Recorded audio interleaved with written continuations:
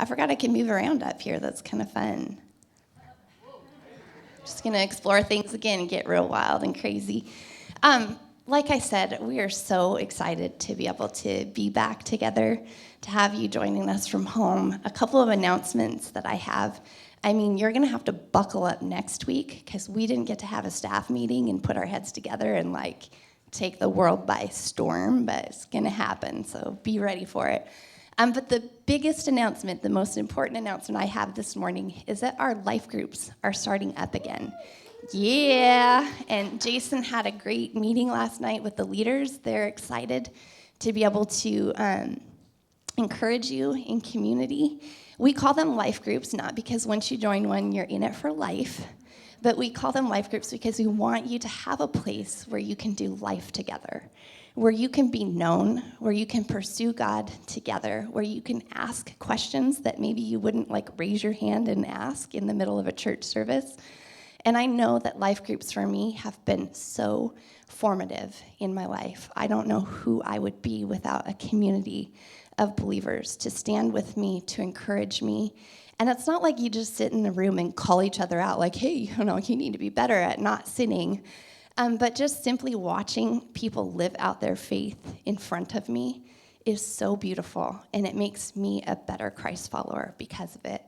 And so if you have been kind of considering, I don't know if I want to join one, will you join one? They are awesome, and we would love to get you connected. We have different groups that meet all throughout the week, all sorts of different types of group. There's marrieds groups, there's mixed groups, there's young adult groups. Women's, men's, I don't even know because I'm not in charge of it, so I might have just lied about a couple of things. But here's the scoop. Jason is in charge, and he knows what's going on. And so if you sign up for a life group on your online communication card, and you just kind of check that box, you can also text the word group to the Brookview number, and we'll have Jason get in touch with you and find out what a good day of the week is for you and a good fit for you is for group. That's it. That's all I got. Let's do this.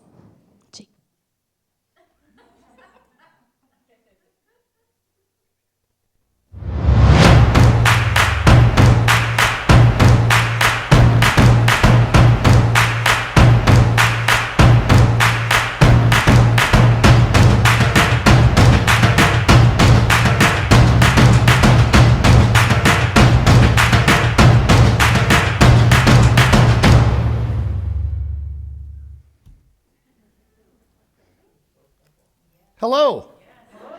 Hello, if that doesn't get your blood fired up, along with Jen's announcements, of course. Good morning, you guys. What a beautiful day. Are you kidding me? It's so good to see people. Gosh, quarantining for 2 weeks. Can I just say, it sucks. So it's good to be back. All right, we're going to launch into this series. As a psychology major, how many of you knew I was a psychology major? Yeah, a few of you knew that. As a psychology major at Western Washington University, go Vikings. One of the foundational classes that we took, that kind of everybody took, was called personality theory. And so we looked at the most influential philosophies from the most influential theorists about human behavior. So Carl Jung, collective unconscious and true persona and introvert extrovert, or Ivan Pavlov, right? Classical conditioning. Pavlov's what? Dogs, yeah, and all that. And then B.F. Skinner and operant conditioning, and later on in the degree I got to train rats, which was really cool, with rewards and punishments. And then Abraham Maslow, and what's he famous for? Anybody know? Hierarchy of needs. And of course, many, many more, okay? By the way, are there any other psychology majors that are in here? Just one? Wow, Deb, I knew you were good people. Yeah, it totally makes sense. You guys, it was a fascinating class. And the timing of it was kind of cool for me because I had just become a follower of Jesus. And so while I was simultaneously trying to understand the teachings of Jesus about human nature and life and all that, I was getting all these other thoughts about human nature, about what makes people the way that they are. And it was super captivating to me. It was really interesting. But the most influential personality theorist by far was, anybody know? Yoda? Well, that's good. Yoda, really good. Okay. Anybody else? A personality theorist, super famous psychologist. Freud, thank you. Sigmund Freud. He's like the godfather of personality theorists. And a lot of his work is just kind of, if we can be honest, it's kind of creepy. And so he gets criticized for good reason. But his influence on the way that people think about people in our culture now, and even in the world of psychology, it is unparalleled. And his theories have been built upon by many, many, many others. Now, let me just give you one example. Freud kind of disagreed with the main premise that was left over from the Enlightenment, that human beings are primarily rational creatures. Freud said, not so fast. Human beings can be rational, yes, but we make all sorts of irrational decisions every single day. Yes, people can be rational, but often they aren't. He said that we are run by what he called our unconscious drives. This cocktail of internal impulses and what neurologists or neuroscientists now call our animal brain. You guys heard that? Our animal brain. You don't want to be living through your animal brain. And Freud said that means that we are far more vulnerable to manipulation from the outside and from self-deception from the inside than any of us, at least in the West, really want to believe. Now, ironically, even though Freud was Jewish, the first power brokers to take his ideas seriously were the Nazis, who used his view of human nature to design their propaganda strategy. Like Hitler was a master manipulator of people's unconscious drives. He was especially adept at stirring up two basic survival emotions: I want and I fear. Hitler preyed upon unconscious drives. And then after the war, Freud's nephew, Edward Bernays, who was an intelligence officer in the American Army, and he had been in advertising before the war, and then there was the war. And after the war, he brought his Uncle Freud's ideas to Madison Avenue. He came home from the war with a profound idea after watching the Nazis. He was like, if the Nazis used propaganda to shape Germans during the war, could we use similar tactics to shape Americans during the peace? He pitched his idea to business leaders, and today, Bernays is known as the father of American advertising, or the father of public relations, or the father of spin, depending on who you look to. Now, most of us have never heard of Edward Bernays, and that's on purpose. In his book entitled, get this, Propaganda, here's what he said. He said, the conscious and intelligent manipulation of the organized habits and opinions of the masses is an important element in democratic society. Those who manipulate this unseen mechanism of society constitute an invisible government, which is the true ruling power of our country. We are governed, our minds are molded, our tastes formed, our ideas suggested largely by men we have never heard of. Now, okay, I'm not like a huge conspiracy theorist. I'm not really prone to that at all. Like, I'm actually far from that, very slow to get on any of those trains. But it has become widely known that both before and after World War II, an alliance developed between bankers, politicians, and businessmen, like a clandestine agenda to get Americans to buy more stuff. Okay, so Paul Mazur, who was a senior partner at Lehman Brothers, a massive investment bank, like huge player in this, wrote this. This was in the Harvard Business Review. Okay, this is not for the average American. This is for people that do business. Here's what he said. He said, we must shift America from a needs culture to a desires culture. People must be trained to desire, to want new things, even before the old have been entirely consumed. We must shape a new mentality. Man's desires must overshadow his needs. Or take a look at this from Victor Lebo. He was a renowned marketing consultant, and this is from an article that he wrote for the Journal of Retailing in 1955. Again, this is not for the average American. This is for the professionals. Here's what he writes.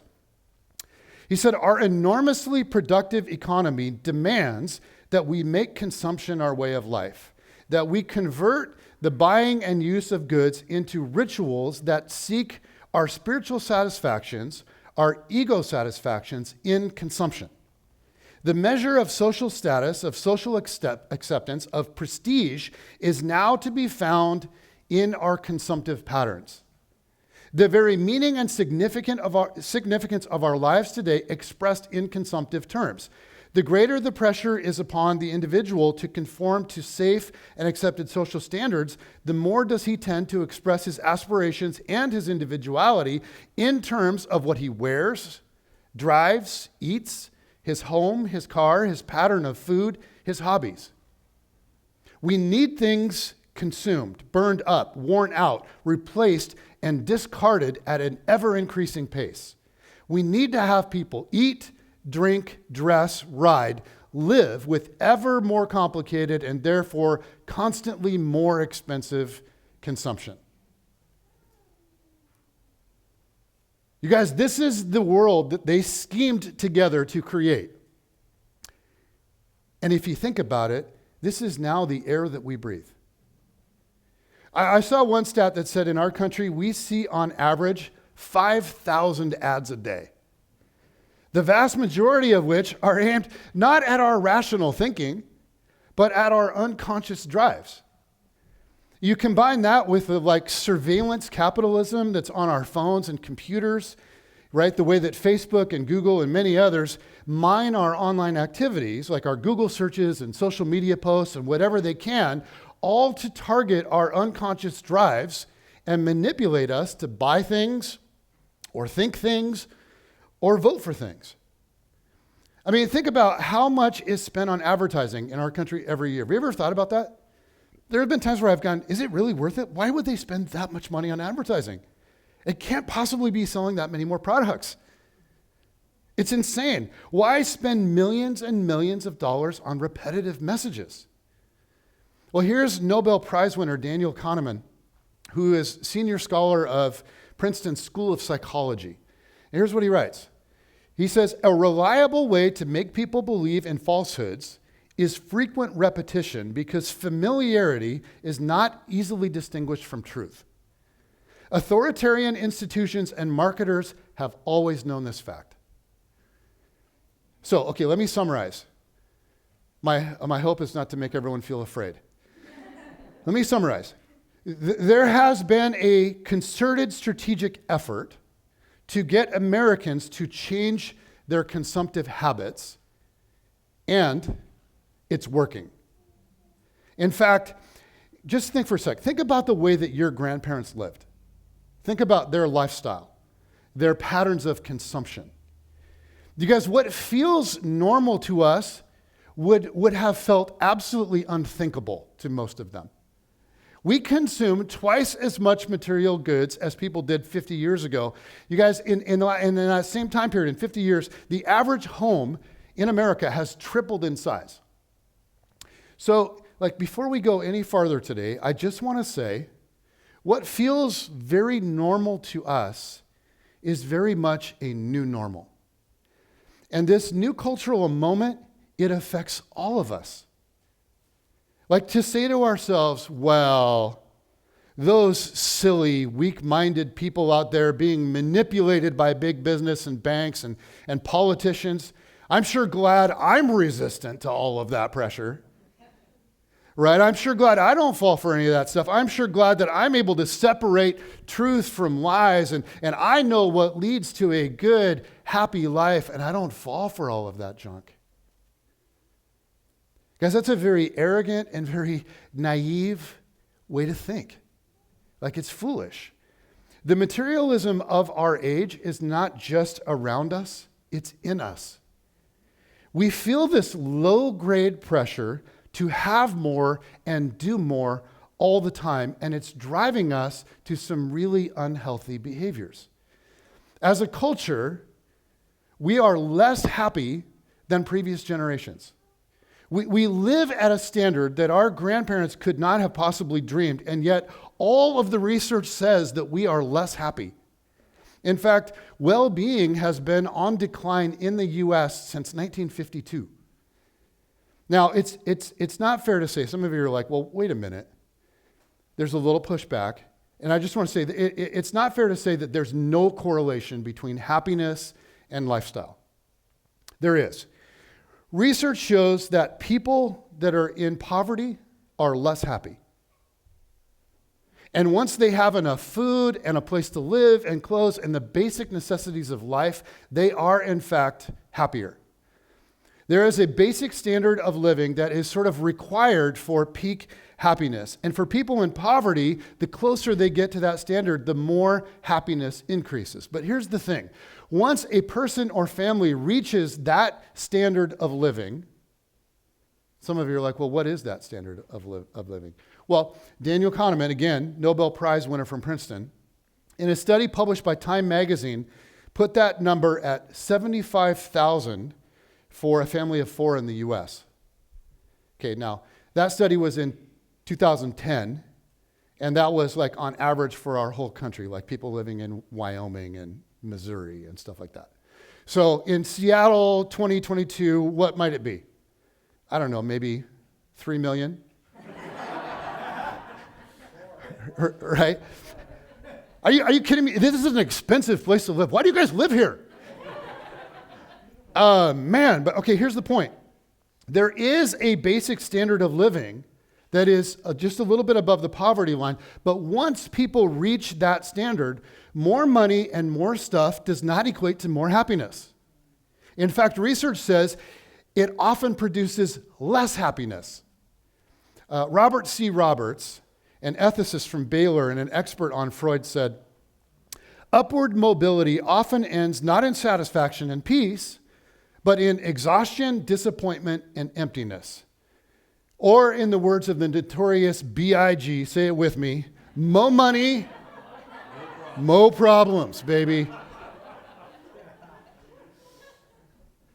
Robert Wuthnow is a professor of sociology and religion at Princeton, and he writes, we live in a materialistic culture, and we want money and possessions, and very few people have heard a powerful voice telling them to resist those impulses, or how to resist those impulses. He says, organized religion has not done a good job of challenging people to examine their lifestyles.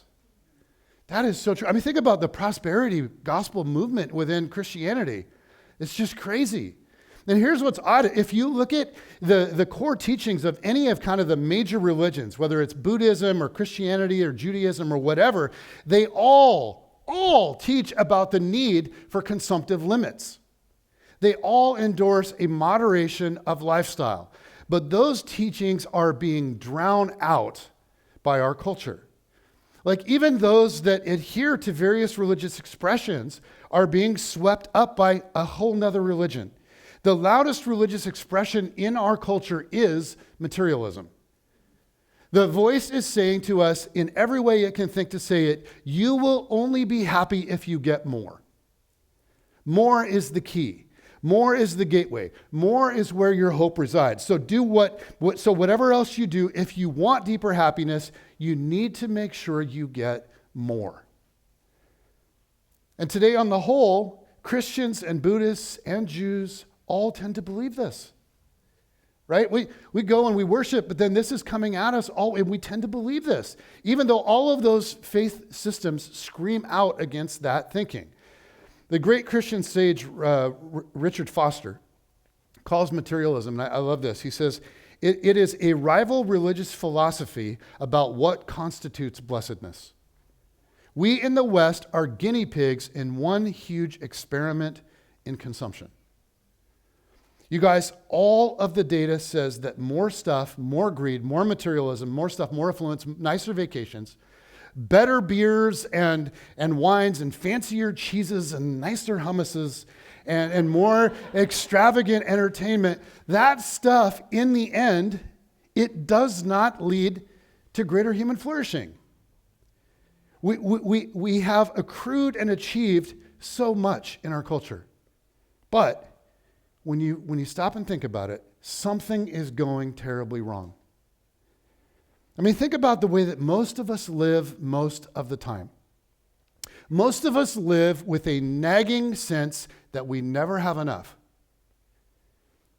It's like that famous line from Rockefeller, the oil tycoon, who at the time was the wealthiest man in the world. And he was asked by a journalist one time, like, how much money is enough, dude? And his iconic line was, just a little bit, what? More. And we all feel like that.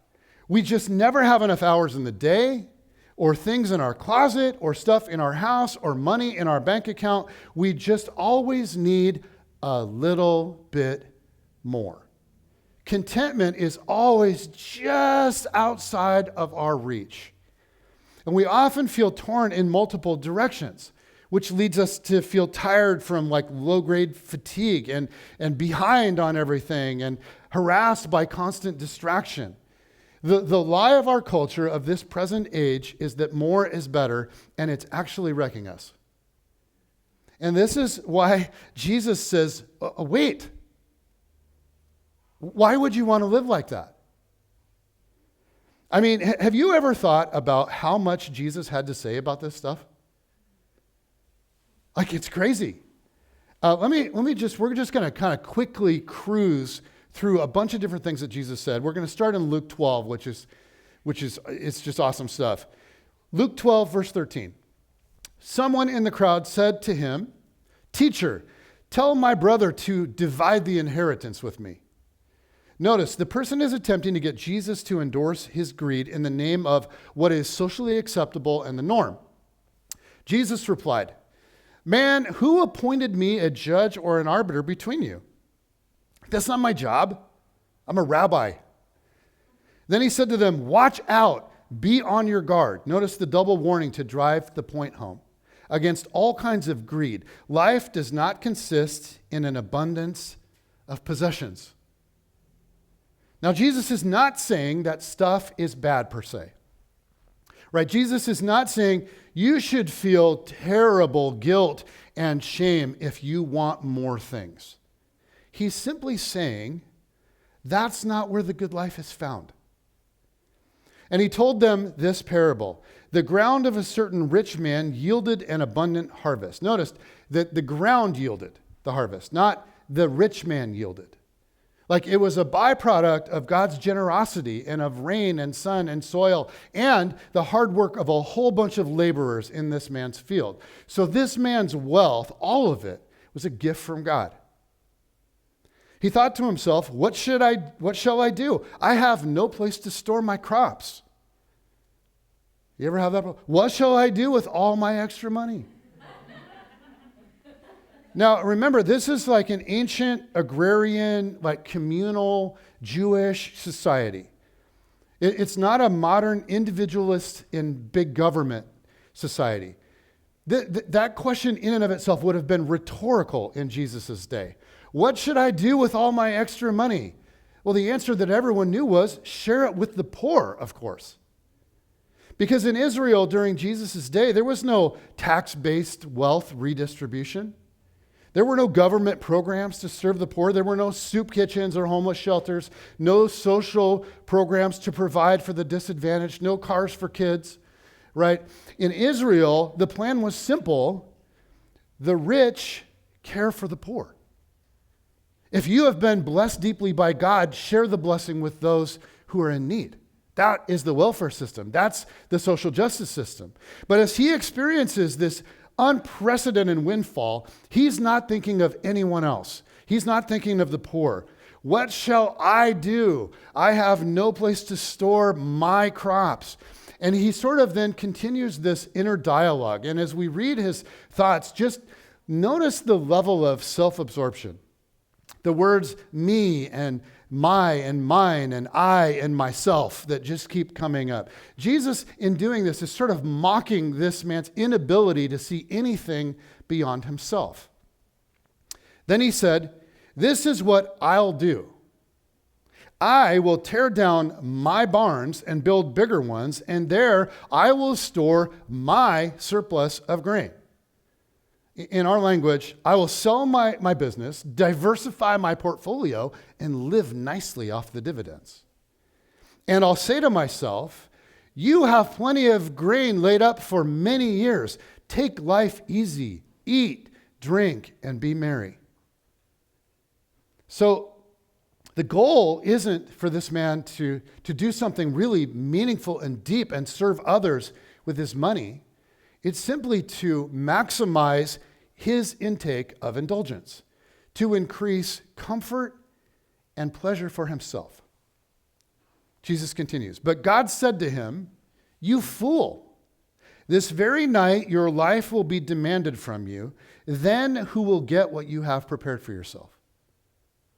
This is how it will be with whoever stores up things for themselves, but is not rich toward God."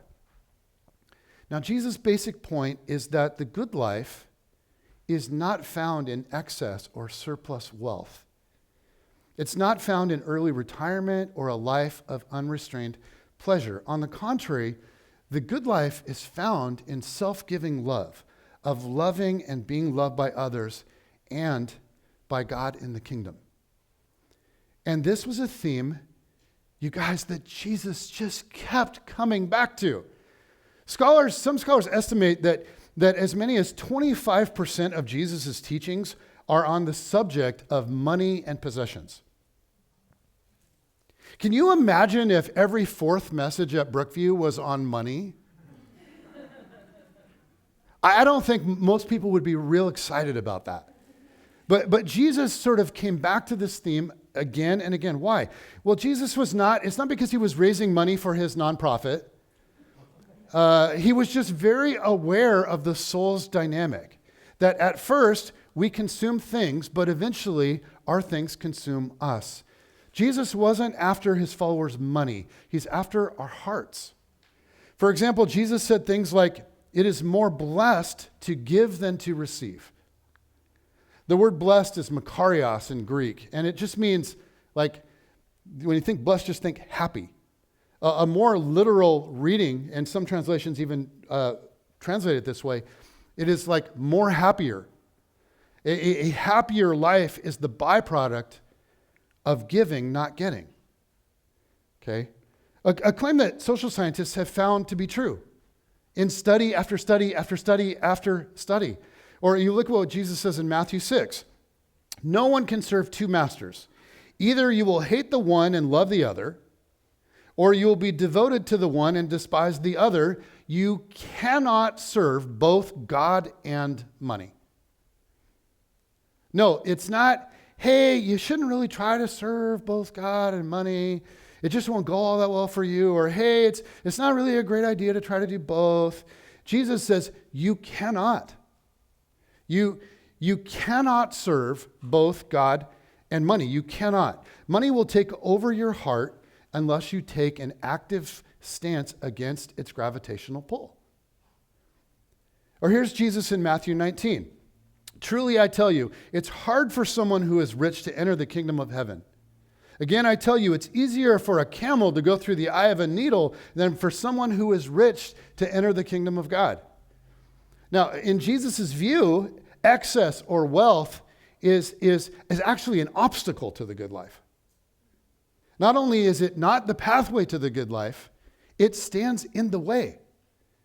And notice that Jesus' teachings on money and stuff, and that's just a sampling, but notice they do not take the form of a command or a list of rules. Right? This is very open-ended, and it causes us to go, well, okay, but... Because like Jesus doesn't tell you how many pairs of shoes it's okay to own. Or how many square feet per person is the right size house for a spiritual person. Or what temperature to set the heat at the in winter. The whole point of this is Jesus is not giving us like more legalism. He's simply explaining to us how life actually works. His teachings are statements about reality. He wants us to understand the way life works. And it's that if your primary focus is accruing more stuff and more pleasure, that you cannot then simultaneously serve God with your life. And there is a joy and a blessing that you will miss. The deepest kind of joy, the deepest kind of blessing. This is how life actually works. In the New Testament, the writers all continued this same line of thinking. Think about 1 Timothy chapter 6. Paul writes, "But godliness with contentment is great gain. For we brought nothing into the world, and we can take nothing out of it. But if we have food and clothing, we will be content with that.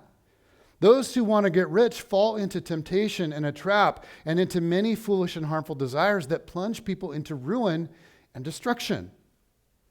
And here's the famous line, "For the love of money is a root of all kinds of evil. Some people, eager for money, have wandered from the faith and pierced themselves with many griefs." Man, is that true?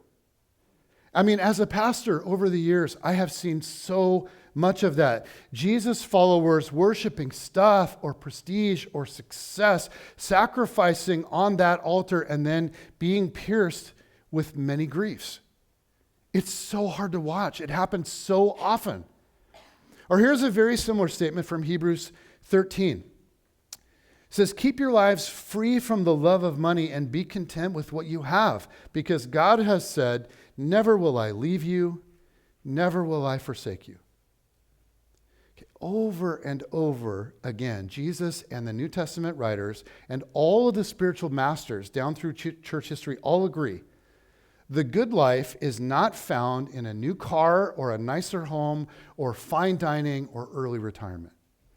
And they call us instead to a lifestyle of simple living, of like radical generosity, of grateful kind of joy in the ordinary pleasures of life, and above all, to a deep contentment in God. Now, I want to address a couple of things. First of all, most of you already know this, right? If you've been in church, at least at this church, you have heard this many, many times in various forms. Like if you read scripture, it's everywhere. You know this. Yet, if you're anything like me, you think, yeah, okay, Jesus, I hear you, but... Right? I mean, to be honest, I've been studying the way of Jesus and trying to live it for a couple of decades, and there is still something in me that just resists Jesus on this. There is still something in me that's like, yeah, okay, but like, where do you draw the line? I mean, I get that stuff isn't everything, but it's definitely something, right? I've told you guys that my daughter Kate turned me on to John Mark Comer, pastor down in Portland area from her church. Fantastic. Just like, it's been huge for me.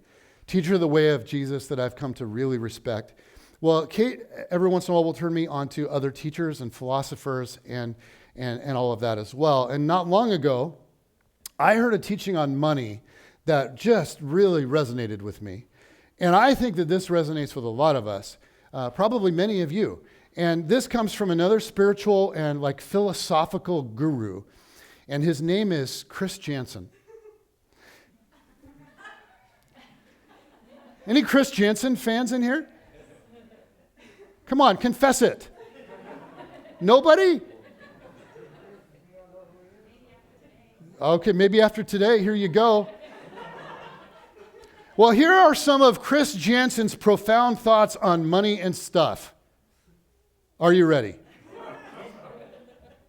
I ain't rich, but I damn sure want to be. Working like a dog all day ain't working for me. I wish I had a rich uncle that had kicked the bucket and I was sitting on a pile like Warren Buffett. I know everybody says money can't buy happiness, but it can buy me a boat. It can buy me a truck to pull it. It could buy me a Yeti 110 iced down with some silver bullets. Yeah, I know what they say. Money can't buy everything. Well, maybe so, but it can buy me a boat. They call me a redneck, white trash, and blue collar. But I could change all that if I had a couple $1 million.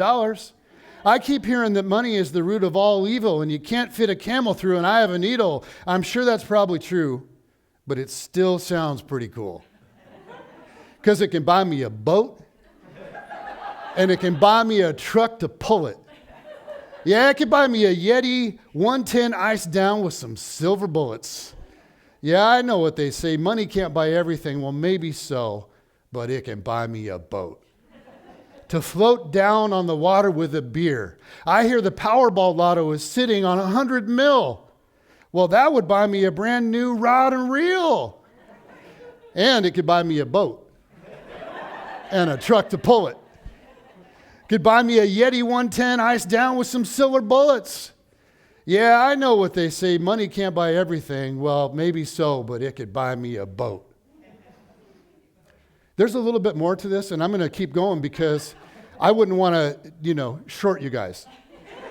Yeah, I know what they say. Money can't buy everything. Well, maybe so, but it can buy me a boat. Yeah, it could buy me a boat.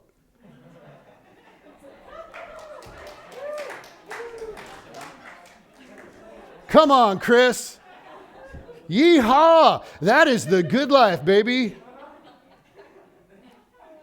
Right? Amen. Well, wait. Is it? It's interesting. Jesus had a lot to say about living simply, about simplicity. I just want to say that doesn't mean you can't have a boat or a truck to pull it. It does mean that if your primary goal is stuff, and comfort, and pleasure, or success, or prestige, you will miss real beauty that God has for you, if that becomes your aim.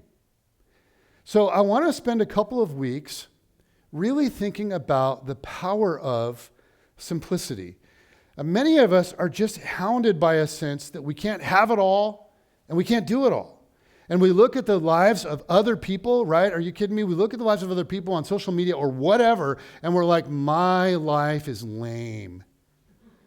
And in an effort to have it all and to do it all like them, we push ourselves to try to do the impossible, and we suffer chronic fatigue and chronic discontentment.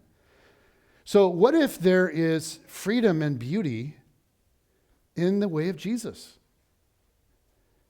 What if it's not legalism or a list of rules? What if you can still own a boat and a truck to pull it, and you can have a 110 cooler with ice and silver bullets? And when you think about it, what is Jesus saying? What is Christian simplicity? Are we talking about selling everything and living in a van down by the river? Are we saying that we should feel guilt about ever wanting stuff or enjoying stuff? Are we talking about the minimalism movement, but with Jesus added in? What does it mean to resist the love of money? What does it mean to be rich toward God? What is Christian simplicity? Well, let me just give you a few definitions that I think are helpful, bring some clarity to this. Richard Foster says it like this. He says, simplicity is an inward reality of single-hearted focus upon God and his kingdom, which results in an outward lifestyle of modesty, openness, and unpretentiousness, and which disciplines our hunger for status, glamour, and luxury. Joshua Becker, who's one of the most prominent proponents of minimalism, he's a Christian, seminary-trained Christian, but he writes and does most of his stuff not particularly from a Christian perspective. But he says this. He says, simplicity is the intentional promotion of the things we most value, and the removal of anything that distracts us from them. And then here's John Mark Comer. Christian simplicity is limiting the number of our possessions, expenses, activities, and social obligations to a level where we are free to live joyfully in the kingdom with Jesus. What is Christian simplicity? I guess maybe I would define it like this. It's letting God guide me to the most meaningful things in life by limiting things that distract and prevent me from participating in those things. And this brings us to what we might call like the happiness paradox. And we've talked about this before at Brookview, but here's the paradox. I will never be happy if the ultimate goal of my life is to be happy. Like, you will never be happy if the ultimate goal of your life is for you to be happy. Happy is one of those things that comes to us only as a byproduct when we're pursuing something else, something bigger, something better. Meaning. There's all kinds of research around this. The happiest people on earth are those whose lives are rich with meaning. What does it mean to be rich toward God? What if it's allowing him to just steer you and guide you to the most meaningful life? Instead of pursuing the happy life, you let God lead you to meaning, and you allow him to lead you to a deeper kind of joy. So let me just ask you a couple of questions to consider. First, what are the most meaningful things in your life? Or what have been? What have been the most meaningful, as you have lived life, what have been some of the most meaningful parts of your life, or the things that have happened in your life? What have they been? And second is, what tends to distract you from participating in those things? And here's why I think Christian simplicity is, I actually find it exciting and inspiring. Because it's not about limiting joy in my life. It's actually about increasing it. Jesus is not, in these teachings, trying to be a buzzkill. He wants to set my heart on fire. Christian simplicity is about intentionally making space, carving out space for the meaningful. What are the most meaningful things in your life? Like, what have been and what could potentially be as you move forward? What if you limit things that distract you from all of that stuff? You guys, this isn't lame. This is really, really cool, actually. I want to give you guys just one example from kind of life over the last few months for me. As many of you know, our family is big into basketball. And so Kate is finishing her college career at George Fox University, go Bruins. And when she's done, she plans to teach and coach basketball. And for the last couple of years, since that's been her thing, it's been like, my plan is, hey, I want to come alongside of you and be like your little pet assistant coach one day. Because I love kids, and I love basketball, and I love coaching, and I love serving families and connecting with people in this. I love it. And I think that Kate and I would make really a phenomenal team working together. And so I'm like, we're in sync, like with our basketball philosophy and just culture of a team and all of that stuff. We just really click. Now, I would keep being a pastor. Some of you are like, you're going to quit and go be a basketball coach? No, because assistant basketball coaches don't get paid very much, like zero. Okay, so Kate's dream has been to eventually coach in high school. That's been kind of the dream all along, to build a program, to build a feeder program that comes into the high school and be a high school coach. And just like win state championships and crush and grind other people's teams into tears. In the name of Jesus. But over Christmas break, Kate got a little bit different vision, and she shared it with us. And one night, we're just kind of sitting around the living room, not doing anything, and all of a sudden, Kate's like, she says to Jen and I, you know what? I'm not sure I want to coach basketball like in high school, like as a high school coach. And I'm like, wait, what? This is my plan for my life. What are you talking about? Like, this is now this is affecting my dream. So she went on and she's like, well, if the ultimate goal is to impact kids and families in the deepest way possible, there are all kinds of limits when you're a high school coach. Like, you can only coach those kids in the season for a couple of months. You have the kids for a couple of months, but you're not allowed to work with them outside of that. And you don't really have much opportunity to spend time with the families. It's really just the kids. On top of that, there's a lot of pressure to win, and it affects how much playing time certain kids get. And that's really tough on your relationship with those particular kids. So there are all these things that kind of distract in that environment from really what my ultimate goal is. The whole reason I want to coach is I want to impact people, not just win games. So she's like, so here's what I'm thinking. I'm like, please tell me what you're thinking. She's like, so I'm thinking I would like to start with like a little youth team, like third grade girls. And if possible, I would like to coach them as long as they will let me coach them all the way through high school if possible. That way, I could coach them year round, and we'd be serious about basketball, and we would win games and tournaments and all of that. But the priority would always be on developing those girls as players and even more so as people. And I would always play all of them. Maybe not perfectly equally depending on the game, but everybody would play a lot. There would be none of this nonsense where certain kids ride the bench like some of the teams Kate said that like Cam and I played on growing up. There will be none of that BS. If the kids are on the team, they play. And we coach them up and they play. And because none of the players are our family, none of them are our kid, we build into all the kids without any of the bias of any of us being like parent coaches. And we build a team culture where we work really hard to build a team culture where the kids root for each other and support each other and celebrate each other. And she's like, I know I can do this. And the reason I know is because I've done this everywhere I've coached.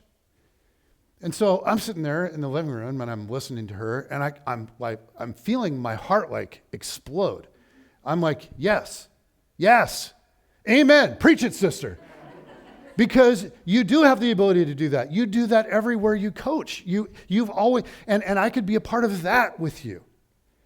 And she went on, she's getting more excited. She's like, I could coach those girls year round from third grade, potentially all the way through high school, and for those that want to keep playing. And if any of them have the ability and the desire to play in college, I can help them with that. If we teach skills and build character from third grade on, some of those kids might actually become like really good.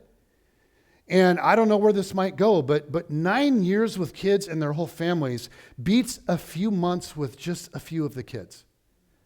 I want to build a culture where these families connect with each other and actually have community with each other.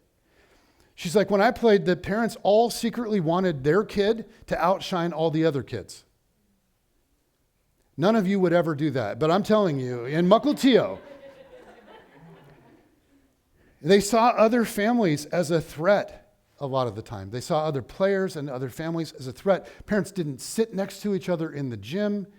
They barely talked to each other. And Kate's like, it could be different. I know it could. So we're having this conversation, and Jen's kind of minding her own business, and that's when we both like look at Jen. We're like, oh, new part of the vision.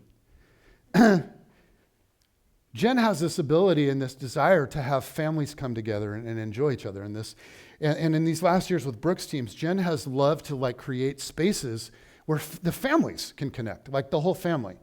So a couple years ago, we had Brooklyn and three of her teammates played in this like 3-on-3 tournament in the summertime. It was a 2-day thing up in Arlington, and they played like all day Saturday and then all day Sunday. So on Saturday night, after the first day of games, we had all the families over to our house for dinner. And so the girls had a slumber party at our house, and it was super fun. I coached. Jen hosted the families. Brooke hosted the girls.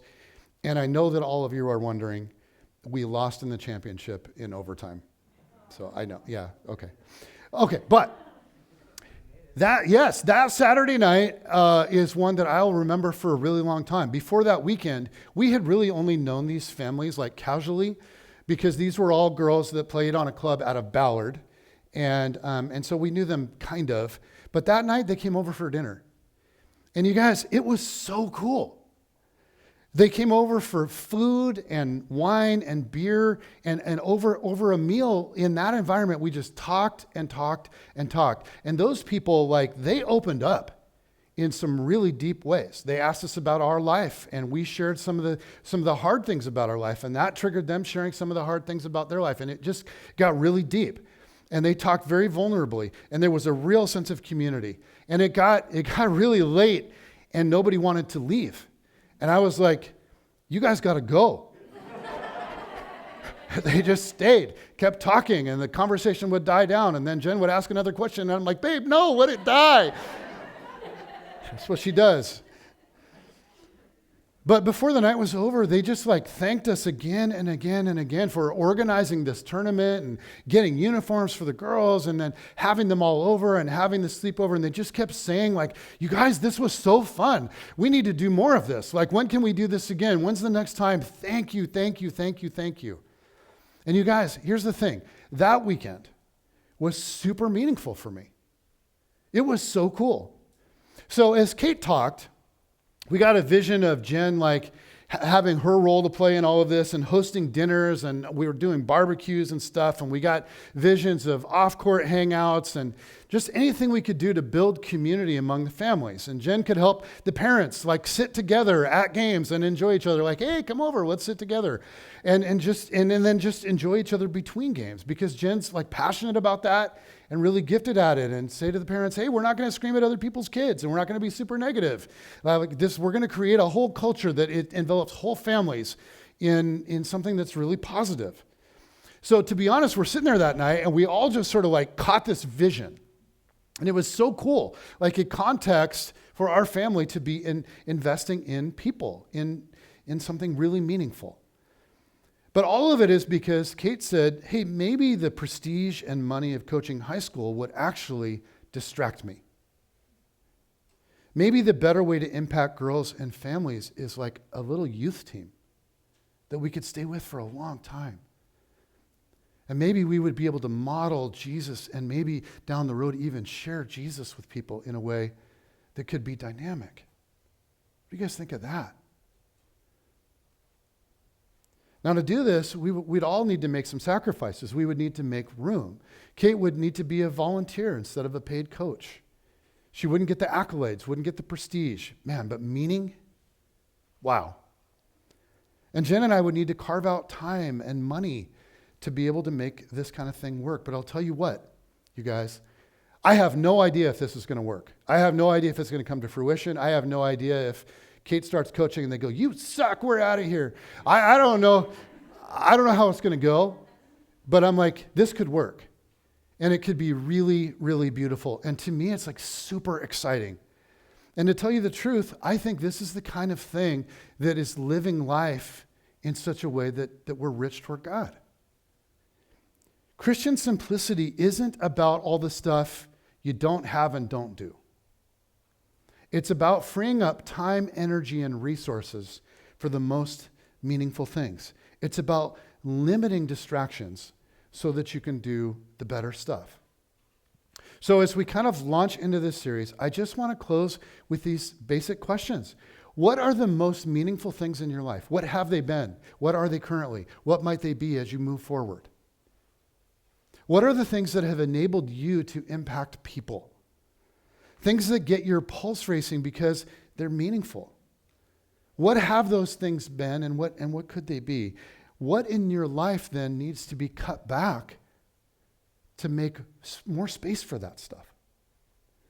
What distracts you from doing the most meaningful things? And this is what we're going to think about for several weeks together. I'm actually super excited about this because I think these are foundational, critical questions. Father in heaven, I thank you for